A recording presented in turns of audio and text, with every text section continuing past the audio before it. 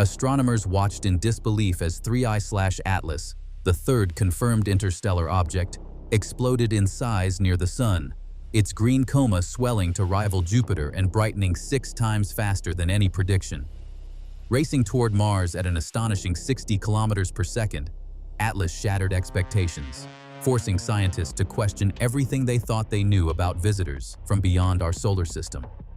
This was supposed to be a routine cosmic encounter, but instead, 3I/Atlas just expanded in size when it came close to the Sun, leaving astronomers scrambling for answers. What could trigger such a sudden, alien transformation? And are we about to witness something never seen before? On a routine July night in 2025, the Atlas survey team in Hawaii logged a detection that would ripple across the astronomical world. The system flagged a faint point of light, moving too fast and on a path that did not match any known comet or asteroid. Within minutes, team members began cross-checking databases and recalculating orbits. The numbers refused to settle into anything familiar. One observer typed, "It's moving too fast. Check the wires, this isn't local." The initial skepticism gave way to a wave of adrenaline as the data held up. The object was tearing through the solar system at nearly 60 kilometers per second, far beyond the escape velocity of the Sun, and on a hyperbolic trajectory that could only mean one thing. This was an interstellar visitor.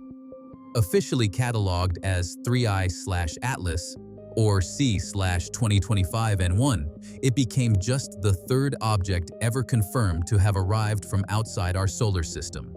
Only 2 others, 1I/Oumuamua in 2017 and 2I/Borisov in 2019, had ever been caught in the act.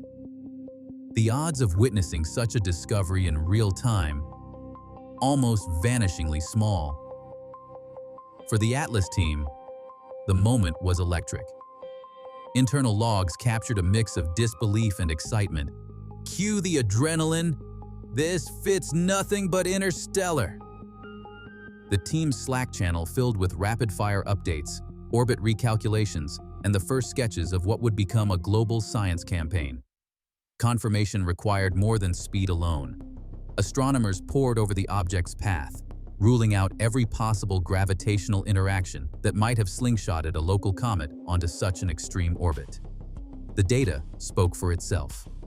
3I/Atlas was not bound to the Sun or any planet. Its course traced a straight shot from the direction of Sagittarius, slicing through the solar system before vanishing back into interstellar space. In the span of a few hours, a routine survey had uncovered a cosmic rarity, a messenger from another star system, carrying secrets locked away since the birth of alien worlds. For scientists, the questions were immediate and endless. Why was this object so large? What could its chemistry reveal? And what surprises might unfold as it raced closer to the Sun?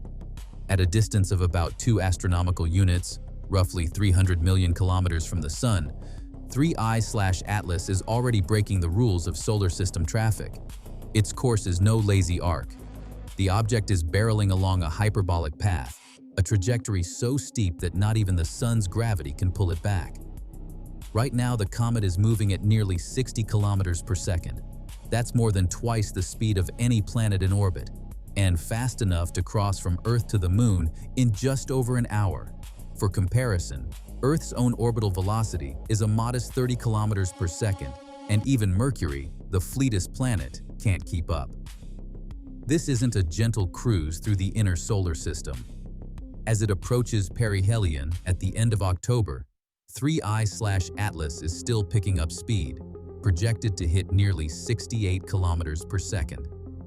At that pace, the comet's journey is a true sprint, one that will carry it past the Sun and out into interstellar space, never to return.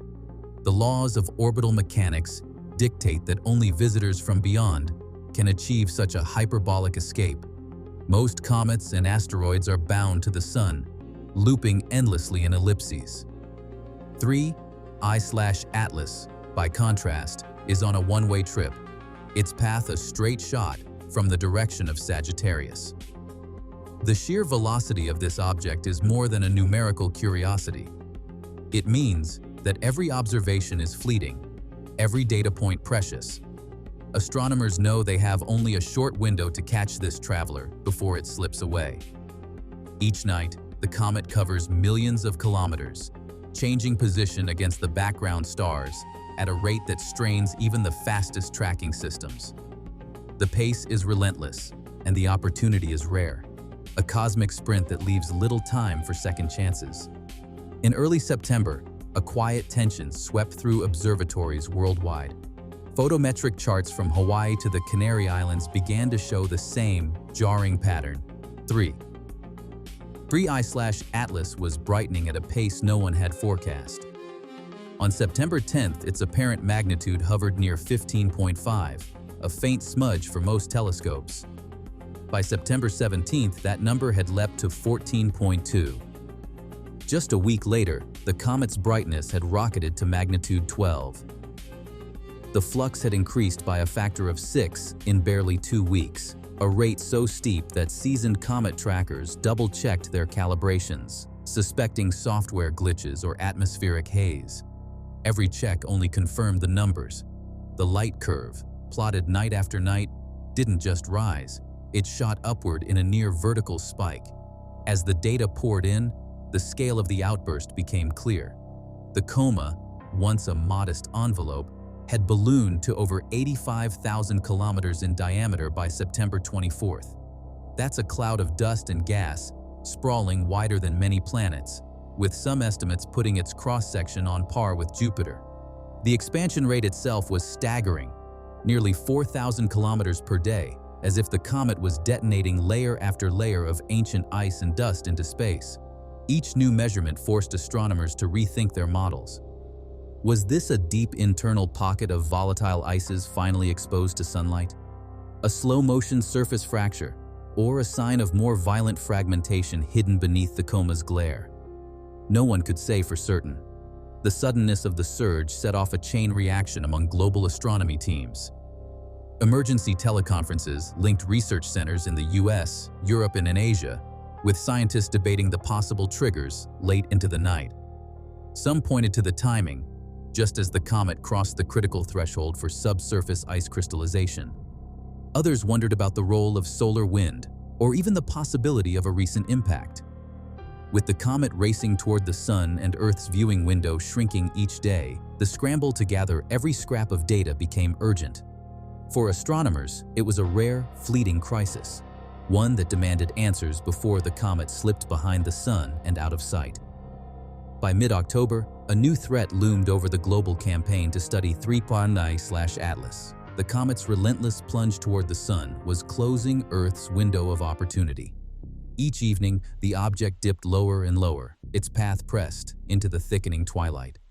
Astronomers watched as the solar elongation, the angular distance between the comet and the Sun, shrunk day by day. Once that angle dropped below 30 degrees, scheduled for October 21st, the rules of ground-based astronomy changed. Telescopes, no matter how powerful, faced a hard limit. Pointing too close to the Sun risks blinding sensitive detectors or damaging mirrors. Professional observatories began to withdraw, their tracking files replaced with cautionary notes and blackout dates. For a few desperate nights, only the most determined observers, armed with special filters and a willingness to chase the comet at the horizon, could capture fleeting glimpses. The practical viewing window narrowed to a razor's edge, just after sunset or before dawn, with the object barely clearing rooftops before vanishing into the sun's glare. Even then, atmospheric distortion and city lights made each measurement a gamble. Data streams that had once been steady now stuttered and faded. By October 21st, Earth's direct line of sight collapsed completely. The scientific world braced for a total blackout. No new images, no spectra, no brightness updates. Every unanswered question about the comet's outburst and chemistry would hang in suspense. With the Sun now blocking Earth's view, the burden of observation shifted elsewhere. The countdown to Mars flyby began, and the urgency to make sense of this interstellar visitor reached its peak. Mars orbiters became the new front line as 3I/Atlas swept toward its closest approach, just 28 million kilometers from the red planet. Inside mission control rooms across 3 continents, planners worked around the clock, recalculating trajectories and updating tracking files. Every adjustment mattered. The comet's speed and unpredictable brightness demanded simulations that ran for days, not hours, each one refining the pointing commands for cameras and spectrometers. On Mars Express, engineers rewrote observation scripts to fit the comet's shifting path, squeezing in imaging runs between long-standing science commitments. ExoMars Trace gas orbiter's science team lobbied for extra time, hoping to catch rare gases in the coma just as the surge peaked. Meanwhile, NASA's MAVEN team prepared its ultraviolet spectrograph and plasma instruments to monitor the shock front as solar winds slammed into the expanding cloud of dust and gas. The high-rise camera on Mars Reconnaissance Orbiter, famous for its sharp views of Martian landscapes, was repurposed for a different challenge, attempting to resolve the comet's nucleus from millions of kilometers away. This required not just updated ephemerides, but also real-time coordination with ground stations on Earth. Negotiations over data bandwidth and observation slots grew tense. With only a narrow window as 3I/Atlas swept past Mars, every instrument team argued for a piece of the action. In the end, a time-sharing plan emerged, ESA and NASA splitting the critical hours, with Russian teams pressing for a last-minute extension. For the first time, the science of an interstellar visitor would hinge on a relay of robotic eyes circling another planet, ready to capture whatever secrets the comet revealed as it barreled through the Martian sky. October 3, 2025. For the first time in history, an interstellar comet sweeps past Mars, close enough for a fleet of robotic orbiters to catch it in their crosshairs. Inside ESA's Mars Express control room, the atmosphere is electric. Engineers run last-minute simulations, double-checking pointing commands for the high-resolution cameras and infrared spectrometers. Every second counts. Imaging runs have to be squeezed between regular science duties and the comet's relentless pace. When the window opens, Mars Express captures a sequence of wide-angle shots and near-infrared spectra, mapping the coma's structure and searching for chemical fingerprints in the haze. On the ExoMars Trace gas orbiter, the science team pivots from atmospheric research to comet hunting. Their goal: sniff out rare gases, carbon monoxide, methane, maybe even exotic organics, released as sunlight scours the icy surface. The onboard detectors, tuned for the faintest traces, scan for spikes in the data that could reveal what lies beneath the comet's crust. Early readings show a dust-rich environment with only modest gas emissions, a clue that 3I/Atlas's outburst is driven more by dust than by classic volatile jets. Meanwhile, NASA's MAVEN spacecraft turns its ultraviolet spectrograph and plasma sensors toward the expanding coma. Instruments record a shock front, where solar wind slams into the outflowing dust, tracing how charged particles interact with material never before seen in our solar system. MAVEN's plasma data log sudden swings as the comet's tail sweeps through the Martian magnetic field, offering a real-time look at the physics of an alien visitor. By the end of the flyby, the combined datasets, images, spectra, plasma curves, represent a scientific first, a complete, up-close profile of an interstellar comet, assembled by robotic explorers orbiting another world. Lab spectroscopists found themselves facing a puzzle as soon as the first spectra from Mars orbiters and ground-based telescopes arrived. The coma of 3I/Atlas, already famous for its sudden expansion, now glowed a vivid green, a color that, in most comets, would point straight to diatomic carbon. The swan bands, typically centered around 510 nanometers, are the classic fingerprint, but when the data came in, the expected signature was missing. High-resolution spectra from VLT and Hubble showed only faint traces of C2 emission, far weaker than the green display suggested. CN and CO+ lines, often seen in active comets, barely registered above the noise. The main driver, it turned out, wasn't molecular gas at all. Instead, sunlight was scattering off a dense cloud of fine dust, micron-sized grains, likely rich in carbon and organic compounds. This dust continuum produced a broad, unstructured glow in the green, overwhelming any molecular emission. Spectral ratios confirmed the effect. The intensity at 510 nanometers matched the reflectance curve of the dust, not the sharp peaks of C2. Dr. Priyanka Rao's team at UCLA ran lab simulations, confirming that the coma's color could be matched by dust alone, without invoking strong swan bands. For comet scientists, this was a surprise. The green hue, so striking in images, was not a chemical beacon, but a reflection of sunlight by alien dust. In the case of 3I/Atlas, the color became a clue, not to the presence of diatomic carbon, but to the comet's unique dust-rich chemistry, shaped in a distant stellar nursery and revealed by the sun's relentless heat. Speculation swept through comet science circles as soon as high-resolution images of 3I/Atlas began circulating online. Amid the sprawling green coma and teardrop-shaped dust cocoon, a handful of observers reported something stranger, a faint spike of dust pointing almost directly toward the sun. In cometary lore, that's called an anti-tail, a sunward feature created when large or electrically charged dust grains, ejected at just the right angle, drift ahead of the nucleus instead of trailing behind. The physics are subtle, and the evidence so far is thin. No peer-reviewed imaging campaign has confirmed a persistent anti-tail for Atlas.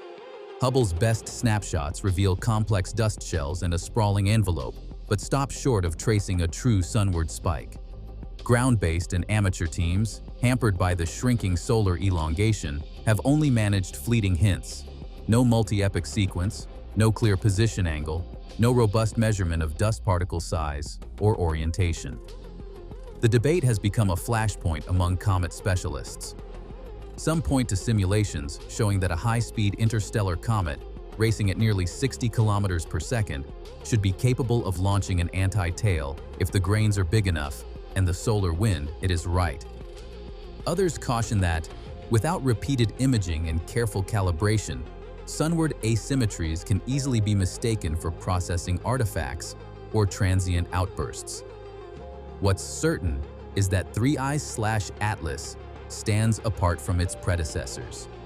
1I/Oumuamua, a dry, tumbling shard, showed no coma or tail at all. 2I/Borisov, with its classic blue coma and dust tail, never hinted at an anti-tail structure. Atlas, by contrast, is a case study in unpredictability, massive, dust-rich, and possibly sporting features that have never been conclusively documented in an interstellar visitor. The search for a definitive anti-tail continues, a reminder of just how much remains unknown about these messengers from other stars. As Earth's telescopes went dark, the hunt for answers didn't end. It simply changed hands. Across continents, a web of amateur astronomers stepped into the breach, coordinating through platforms like Comet Obrepo and citizen science dashboards. In Ukraine, Zhenya Antonov pieced together the final color spectrum from a backyard observatory, capturing a fleeting chemical fingerprint just hours before the blackout. From New Zealand to Norway, others relayed images and brightness data in a round-the-clock relay, each observer handing off the comet to the next longitude as it skimmed the horizon. Their collective effort turned a handful of professional datasets into a living, evolving archive, preserving the comet's light curve and coma structure through the last visible moments. Meanwhile, Mars orbiters delivered the first in situ plasma measurements from an interstellar object, data that, for the first time, traced the collision of solar wind with alien dust and gas. The findings are still raw, but early results hint at interactions unlike anything seen in local comets. With the blackout in effect and the comet fading fast, the scientific stakes are higher than ever. What triggered the explosive surge in brightness? Why is the coma's chemistry so different from anything seen before? And will the next wave of analysis finally reveal the origins of this cosmic outsider? For now, the answers remain just out of reach, carried forward by a community determined to catch every last clue before 3I/Atlas vanishes into the dark. In September 2025, 3I/Atlas's brightness surged 6 times faster than predicted, and its coma expanded to rival Jupiter's diameter.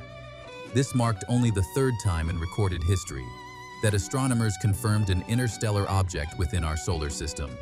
Mars orbiters, including ESA's Mars Express and NASA's MAVEN, captured unique data on its chemical composition and plasma interactions, while ground-based telescopes lost direct sight as solar elongation dropped below 30 degrees on October 21st. Despite clear evidence of intense C2 emission and an unprecedented green coma, the causes behind the explosive outburst and potential anti-tail remain unresolved. Unlike Oumuamua or Borisov, Atlas's behavior defies current models of cometary activity. The data collected in 2025 will shape future research on planetary system formation and interstellar chemistry. For now, 3I/Atlas stands as a rare, tangible link between our solar system and the unknown regions beyond, its mysteries fueling new questions for the next generation of astronomers.